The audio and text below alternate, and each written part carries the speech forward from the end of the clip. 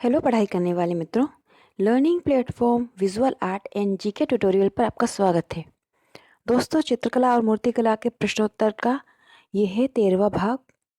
और अगर आपको ये श्रृंखला पसंद आ रही है तो इसे लाइक शेयर जरूर करें। और अगर पहले के अपने 12 इसके वीडियो नहीं देखे हैं तो आप ज़रूर देख लें। उसका लिंक आपको इस वीडियो के डिस्क्रिप्शन बॉक्स में मिल जाएगा। और अगर आप मेरे चैनल पर पहली बार आए हैं तो उससे जुड़ने के लिए सब्सक्राइब जरूर कर लीजिए। तो आइए देखते हैं 13वें भाग के प्रश्नों को। यह हम शुरू करेंगे क्वेश्चन 301 से। क्वेश्चन 301 है, ढूंढाड़ शैली की उपशैली नहीं है या नहीं है बताना है। 3 इसकी उपशैलियां हैं। तो आमेर, जयपुर और अलवर, ये तीनों ढूंढाड़ की उपशैलियां हैं। बूंदी जो है वो ढूंढाड़ की उपशैली नहीं है। तो आंसर हो जाएगा ऑप्शन ए, राजस्थान की शैली है ढूंढाड़ शैली। राजस्थान की शैलियों को बांटा गया था मेवाड़ शैली, मारवाड़ शैली, ढूंढाड़ और हाड़ौती 4 भागों में। तो बूंदी जो है कोटा, बूंदी, झालावाड़, ये हाड़ौती की उपशैली है। क्वेश्चन नंबर 302 है, कल्पसूत्र प्राकृत भाषा का जो 1500 ईस्वी में लिखा गया, ये कहाँ संग्रहित है। तो कल्पसूत्र जो लिखा गया प्राकृत जैन धर्म से संबंधित 1500 ईस्वी का, ये कुमार संग्राम सिंह संग्रहालय है जयपुर में, ये वहाँ पर संग्रहित है। आंसर है ऑप्शन सी। याद रखिए, ये जैन धर्म का ग्रंथ है कल्पसूत्र और ये प्राकृत भाषा में है और ये कुमार संग्राम सिंह संग्रहालय जयपुर में संग्रहित है। क्वेश्चन नंबर 303 है, अय्यार दानिश ग्रंथ में कितने चित्र थे। अय्यार दानिश जो सचित्र ग्रंथ था उसमें कितने चित्र बनाए गए थे। तो इसमें बनाए गए थे 164 चित्र। आंसर है ऑप्शन सी। और जिनमें से कुल 96 मतलब 96 चित्र ही उपलब्ध हैं।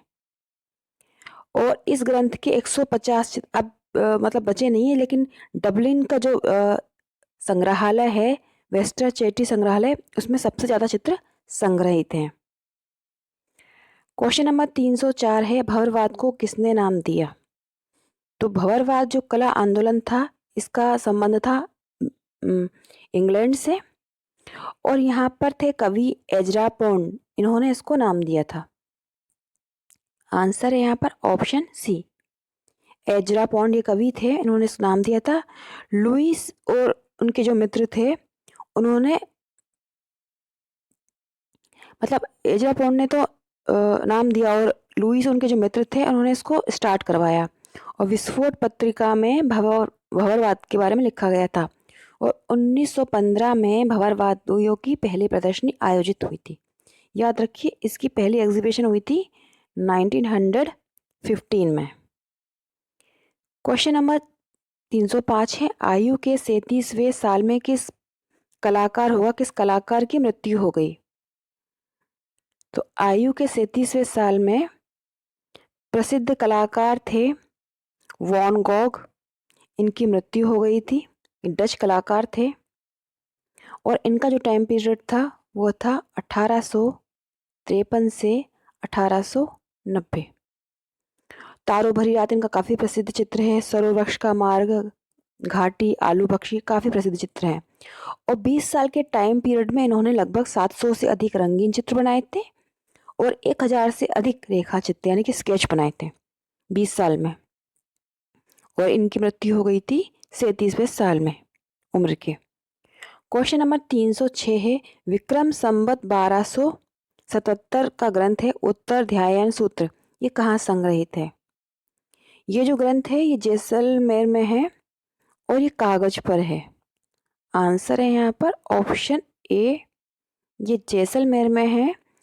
विक्रम संवत 1277 का 1277 का ग्रंथ और जैसलमेर का है जो जैसलमेर ग्रंथ भंडार, वहाँ पर संग्रहित है और ये कागज पर चित्रित है।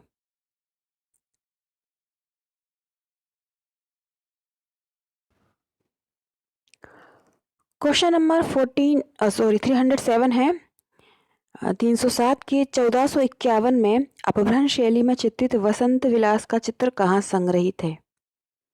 तो 1451 में अपभ्रंश शैली का जो चित्र था वसंत विलास, उसको आचार्य रत्नागिरी द्वारा चित्रित किया गया था।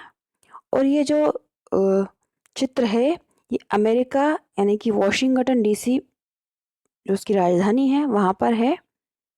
तो याद रखिए वॉशिंगटन डीसी अमेरिका में है ये चित्र।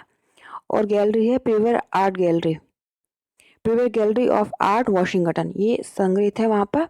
और इसमें 79 सुंदर चित्रों से सुसज्जित यह पटचित्र श्रृंगार प्रधान है। याद रखिए 79 चित्र हैं इसमें और ये श्रृंगार प्रधान है। क्वेश्चन नंबर 308 है, तो लालू प्रसाद शॉ जो प्रसिद्ध चित्रकार भी हैं, इसके साथ साथ ये करते हैं लिथोग्राफी। याद रखिए लिथोग्राफी के लिए प्रसिद्ध हैं। और इनके जो चित्र हैं उसमें ये अधिकतर विमेन फिगर इस तरह से कलरफुल बनाते हैं। इनका जन्म हुआ था 1937 बंगाल में, 1937 बंगाल में इनका जन्म हुआ था। और government art and craft college Kolkata से इन्होंने पढ़ाई की थी। और चित्रकारी के साथ साथ ये करते हैं लिथोग्राफ यानी अश्वमुद्रण। क्वेश्चन नंबर 309 है, निम्नलिखित में से किसमें एक सामान्य कारक है? जल होगा, जल एक सामान्य कारक है। तो जल जो सामान्य कारक है वो है लिथोग्राफ और ऑफसेट में। इसमें जल का ज़्यादा यूज़ होता है, वाटर यूज़ किया जाता है। लिथोग्राफ और ऑफसेट में जल एक सामान्य कारक है। क्वेश्चन नंबर 310 है, मिट्टी को शक्ति कौन प्रदान करता है? जब उससे हम कोई मूर्ति बनाते हैं, कोई मोल्ड निकालते हैं या कुछ भी उसकी संरचना करते हैं तो उसको मजबूती देने के लिए उसमें क्या मिलाया जाता है? तो आंसर है ऑप्शन ए हस्क। मिट्टी में हस्क मिलाया जाता है जिससे वो चटकना और उसका टूटना कम हो जाता है। क्वेश्चन नंबर 311 है, अमूर्तन कलाकार की पहचान कीजिए। अमूर्तन यानी कि एब्स्ट्रैक्ट आर्टिस्ट। तो यहाँ पर है ऑप्शन डी, जे स्वामीनाथन जी और जहांगीर सभावाला जी दोनों ही एब्स्ट्रैक्ट आर्टिस्ट हैं यानी कि अमूर्तन कलाकार हैं। जहांगीर सभावाला जी को 1977 में पद्मश्री मिला था और ललित कला रत्न फेलोशिप मिली वर्ष 2007 में। और इनका जन्म हुआ था 1922 में और वर्ष 2011 में इनकी मृत्यु हो गई। स्वामीनाथन जी भारत भवन भोपाल से जुड़े रहे हैं। 1994 में इनकी मृत्यु हो गई। शिमला में इनका जन्म हुआ था और ये अपने पहाड़ पक्षी चित्रों के लिए काफ़ी प्रसिद्ध रहे हैं। क्वेश्चन नंबर 312 है, जुगुत्सा किसका स्थायी भाव है? तो जुगुत्सा जो होता है वो स्थायी भाव है विभत्स का। यहाँ पर आंसर हो जाएगा ऑप्शन ए, जुगुत्सा विभत्स का स्थायी भाव है। उसके साथ ही रति जो है वो श्रृंगार का, हास्य का, क्रोध रौद्र का, शोक करुण का, उत्साह वीर का, भय भयानक का और विस्मय अद्भुत का स्थायी भाव है। क्वेश्चन नंबर 312 है, एस्थेटिक शब्द किस भाषा के मूल का है? तो एस्थेटिक शब्द जो था वो उसका मूल यूनानी भाषा से लिया गया था। आंसर है यहाँ पर ऑप्शन सी, ये यूनानी भाषा के मूल का है। और जिस शब्द से उसकी उत्पत्ति हुई वो था, लिख देती हूँ मैं, एटोनिटिकोस। इस शब्द से एस्थेटिक शब्द की उत्पत्ति हुई है। क्वेश्चन नंबर 314 है, अनुमतिवाद के प्रतिपादक कौन है? तो अनुमतिवाद जो है उसका प्रतिपादन किया था शंकुक जी ने। आंसर है ऑप्शन सी, शंकुक।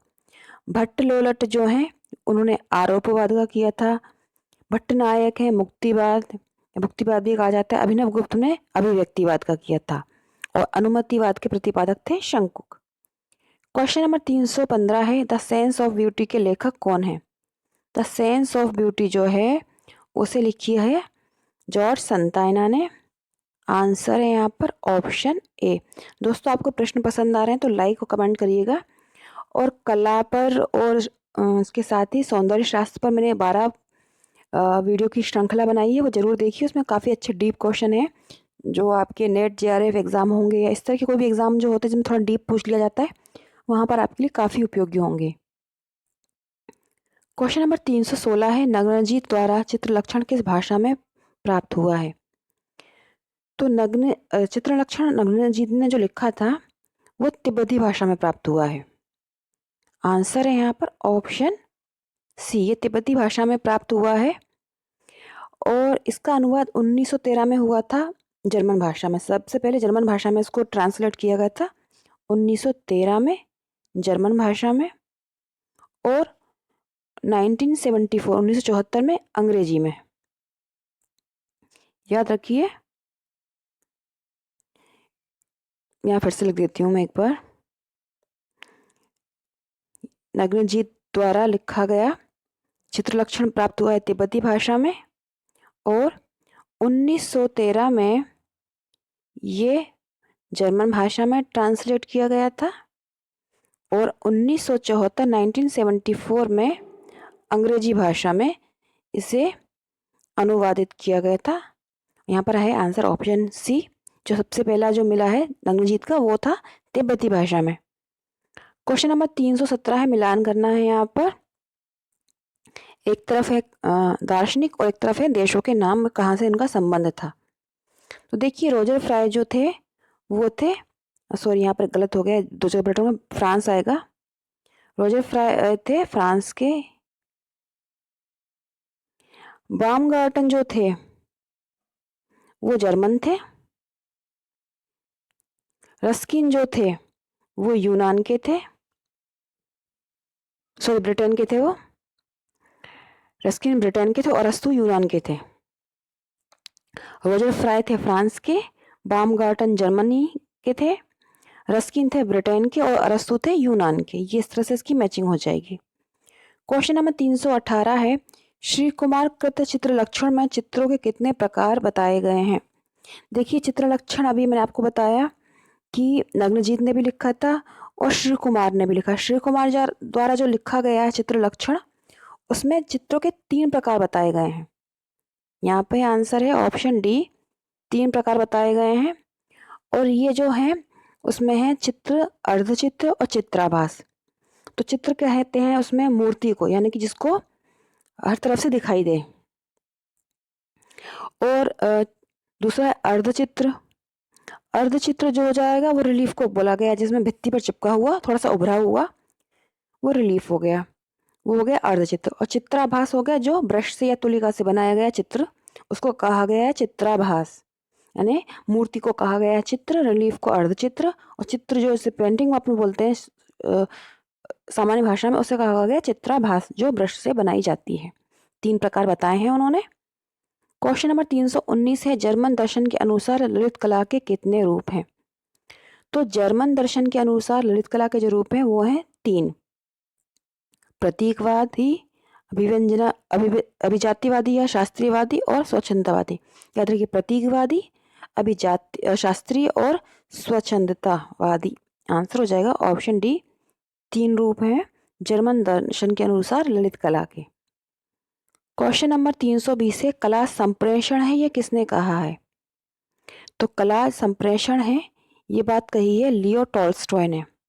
आंसर है यहाँ पर ऑप्शन ए, लियो टॉल्स्टॉय ने कहा है कि कला संप्रेषण है। क्वेश्चन नंबर 321 है, इम्पेस्टो तकनीक का संबंध किससे है? तो इम्पेस्टो तकनीक जो है उसको यूज किया जाता है चित्रकला में। आंसर है यहाँ पर ऑप्शन ए, इम्पेस्टो तकनीक का संबंध है चित्रकला से। नेक्स्ट क्वेश्चन है 322, इस चित्र पर आधारित। इस चित्र को ध्यान से देखिए आप, ये चित्र है। यहाँ बताना है इस चित्र के, सॉरी इस मूर्ति शिल्प है, चित्र जो दिख रहा है वो मूर्ति का चित्र है, इसके कलाकार कौन है? तो आंसर है यहाँ पर ऑप्शन ए, ये माइकल एंजेलो द्वारा बनाया गया मूर्ति शिल्प है। क्वेश्चन नंबर 323 है, इस कृति का शीर्षक क्या है? इस कृति का यानी कि मूर्ति शिल्प का शीर्षक क्या है? तो इसका आंसर है Madonna of Brooks. Madonna of Brooks ये इसका शीर्षक है। ये वहाँ पर बनाया गया, वहाँ के चर्च पे, इसलिए इसे मैडोना ऑफ ब्रूक्स कहा गया है। क्वेश्चन नंबर 324 है, इस कृति को किस वर्ष निर्मित किया गया था? तो इस शिल्प को बनाया गया था 1501 से 1504 के बीच। आंसर है यहाँ पर ऑप्शन बी, 1501 से 1504 के वर्ष इसको निर्मित किया गया था। क्वेश्चन नंबर 325 है, इस शिल्प का माध्यम क्या है? तो ये जो अभी बताया मैंने आपको, मैडोना ऑफ ब्रुक्स, इसे बनाया गया था मार्बल में, यानी कि संगमरमर में। आंसर है ऑप्शन बी। तो दोस्तों ये थे 25 महत्वपूर्ण प्रश्न कला के। अगर आपको पसंद आए हैं तो लाइक करिए, अच्छे से पढ़ते रहिए, अपना ध्यान रखिए, अपनों का ध्यान रखिए। गुड लक, जय हिंद।